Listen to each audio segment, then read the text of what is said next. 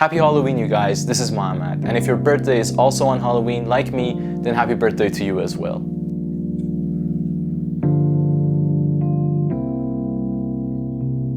My SanDisk Extreme Pro cards failed at the same time while on a job. Now, I've had these two cards since I bought the GH5, which was around 2 years ago, and this week while on a job, they both failed at the same time, which was very curious. Now, luckily I didn't lose any data, I still could access the data, but none of them could record any longer than 5 seconds of 4K video. Now, actually the day prior to that job, we were on another gig and I was shooting photos with the GH5, and I did notice that the buffer was taking a lot longer to clear. When I'm shooting 12 FPS like burst photos, it usually takes around 5 to 10 seconds to clear the buffer, but on that day it took as long as 30 seconds, 40 seconds to clear out the buffer. Now, we got home at around 10 p.m.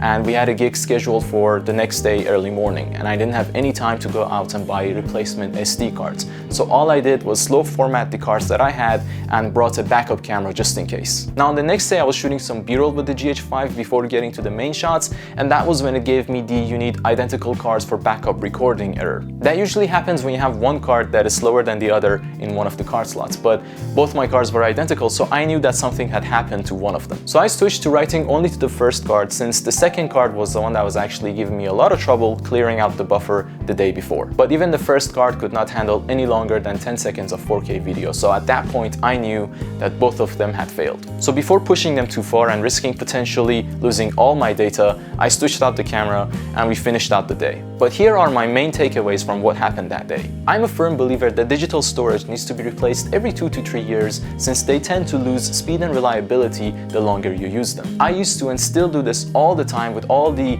hard drives that we have, all the backup drives that we have, but it didn't occur to me that you need to do this with SD cards too. So if you have older SD cards, check them with something like Crystal Disk Info, and if they show any signs of dilapidation, then maybe it's time to change them out. Point number 2, I always knew the importance of having dual card slots in a camera for backup redundancy, and this case just proved it to me once again. Since card 2 was actually the one that was deteriorating faster than the first card, so even if the second card had erased all my data, I could still access the first card and get all my shots from it. Which brings me to point 3, which is having a backup camera basically saved me that day. Now, I'm not going to pretend that we take backup cameras to every job that we go to, but in some cases where I feel like we might need more cameras, or in the rare cases that I feel like a camera is going to give me trouble, I'll always bring a backup camera with me to that gig. And that is an investment that I feel like is like having insurance for your work. And before you ask, to replace my SanDisk cards, I bought these Toshiba Xperia Pro UHS-II cards, which I will be doing a review of very soon.